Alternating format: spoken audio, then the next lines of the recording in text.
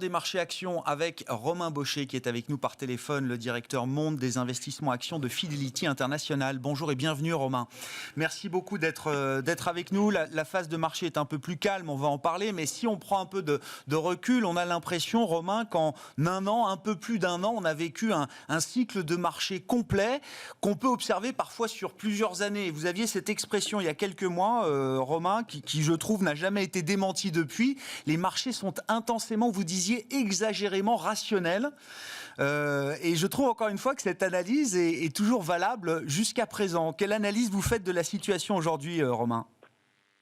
Bonjour Edouard. Nous collons effectivement à ce scénario qui voit les marchés dirigés par les profits, et force est de constater que les profits restent extrêmement forts et solides. Pour nous, la seule comparaison valable, ce n'est pas de comparer cette année à l'année dernière, l'économie étant à l'arrêt à ce moment-là, mais de comparer cette année 2021 à 2019.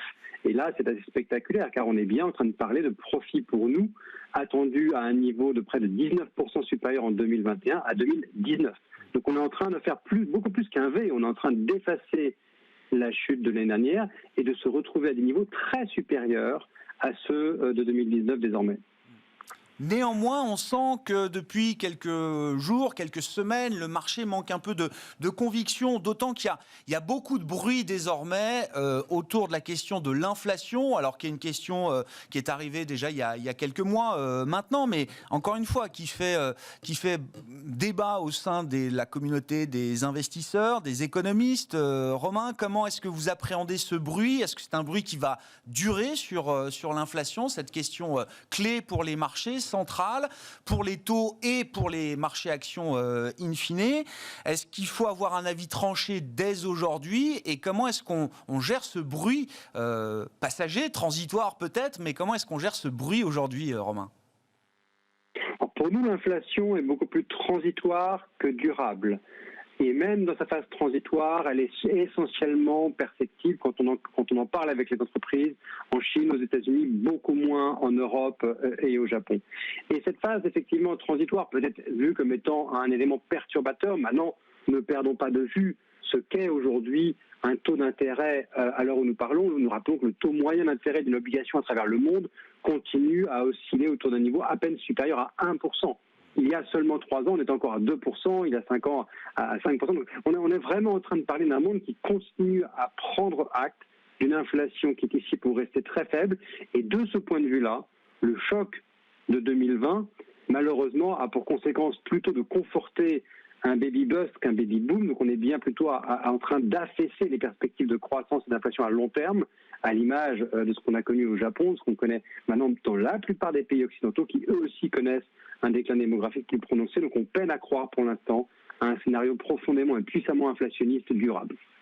Et ça veut dire qu'on va sans doute revenir à un moment sur les marchés avec des dynamiques qui ont été les dynamiques qu'on a pu connaître au cours de la dernière décennie, par exemple, Romain, parce que je le disais, encore une fois, en un an et un peu plus d'un an, on a fait un cycle presque complet. Il y a eu alors les valeurs croissance stay at home, évidemment, pendant la période pandémique, et puis dès qu'on a vu la réouverture, à commencer par l'Asie et la Chine, notamment, tout de suite, ces marchés-là ont fortement rebondi avec leurs composantes cycliques.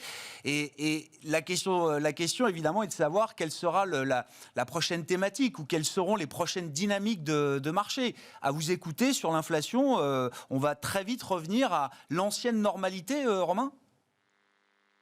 C'est pour nous un scénario central.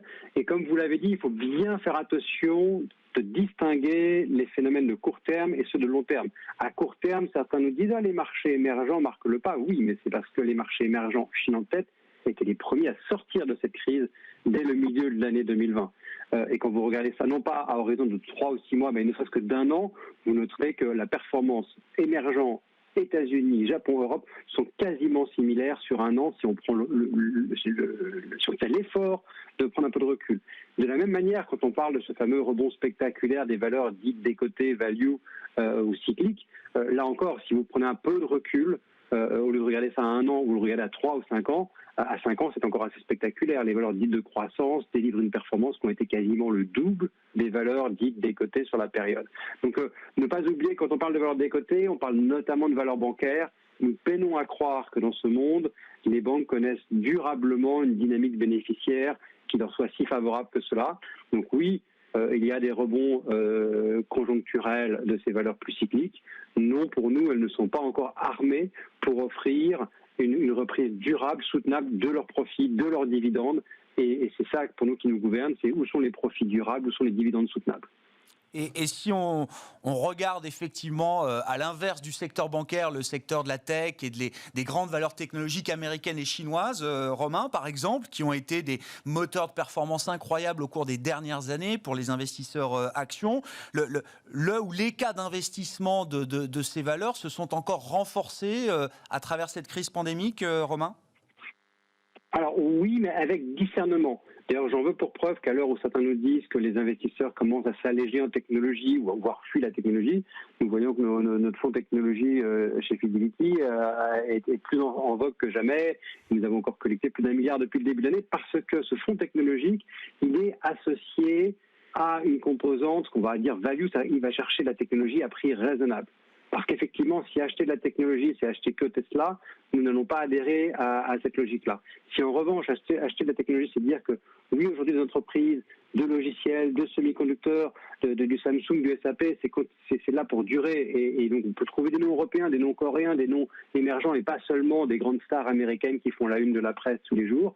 À ce moment-là, oui, pour nous, la tech reste un vecteur d'investissement et qui n'est pas forcément surcoté, mais il faut faire le tri au sein de ces valeurs technologiques. Oui, il y a de la tech à bon prix, vous dites, Romain. Ça se trouve, de la qualité à prix raisonnable, de la croissance à prix raisonnable. C'est le Graal sur les marchés actions, généralement, cette case-là de la croissance à prix raisonnable. Alors, c'est effectivement une case qui, historiquement, nous intéresse. Alors, effectivement, c'est une croissance souvent qui est plus faible. On n'est pas en train de vous dire que le potentiel de croissance de ces valeurs-là sont comparables à des startups ou même à des chouchous, j'ai envie de dire, de la tech américaine qui ont livré des rythmes de croissance spectaculaires, mais aussi des valorisations qui, pour nous, deviennent complètement insoutenables. Quand vous ne parlez plus en multiples des profits, mais en multiples du chiffre d'affaires, ou voire quand vous valorisez à prix d'or des entreprises qui n'ont pas encore démontré l'efficacité de leur business model en termes de profitabilité. Ce n'est pas tout de croître, il faut croître de façon profitable. Sinon, pour nous, il n'y a pas de durabilité sans profit. Comment vous regardez alors ce qui peut apparaître comme étant des vents contraires? Encore une fois, si on regarde ces grandes valeurs technologiques, il y a quand même une phase de réglementation qui est en train de se durcir, notamment en Chine. Je ne sais pas comment vous regardez cette situation, Romain. La question de la fiscalité mondiale également est posée aujourd'hui au niveau des grandes nations, et on sait qu'il y a quand même un levier fiscal, d'optimisation fiscale qui peut être très important chez certaines de ces grandes multinationales. Est-ce que ce sont des vents contraires qui obligent à être beaucoup plus sélectifs aujourd'hui, ou est-ce que ce sont de légers vents contraires au regard de la puissance que peuvent encore déployer ces groupes-là? Vous soulevez une très bonne question, et j'irai plutôt dans le sens de votre dernière remarque. Ce sont plutôt des légers vents contraires, mais attention, durables. Donc c'est pas forcément plus facile à gérer que des vents contraires forts à court terme, car ne l'oublions pas, depuis 30 ans, vous aviez, au-delà de la tendance de fond à la hausse des profits, j'ai envie de dire, cerise sur le gâteau. La première était une baisse tendancielle des profits des entreprises cotées en termes agrégés et une baisse tendancielle du taux d'intérêt associé à l'émission de dette. Donc tant la charge financière que la charge fiscale étaient en baisse tendancielle, toutes choses égales par ailleurs. Pour la première fois depuis 30 ans, sur le front de la charge financière, elle se stabilise. On n'est pas en train de vous dire que les taux vont remonter, mais ils peuvent difficilement pour nous descendre plus bas. Donc ça, elle va se stabiliser. C'est plus un booster pour les profits nets après impôts et après paiement des charges financières. Et de la même manière, et même peut-être plus marqué, au niveau des impôts sur les sociétés, des impôts sur les profits des sociétés, ceux-ci devraient connaître une pente progressivement, légèrement ascendante. Donc au lieu d'être un petit booster, au lieu d'être une cerise sur le gâteau, ça va être une petite encoche dans le gâteau qui va peser sur la tendance à long terme. Donc attention, c'est peut-être, même si c'est le chiffre pas la virgule, ça va être un frein au lieu d'être un booster pour les prochaines années. Un sujet durable, un sujet persistant, on va dire, pour ces valeurs technologiques. Un mot peut-être aussi, alors c'est un marché alternatif, évidemment, c'est pas votre univers d'investissement.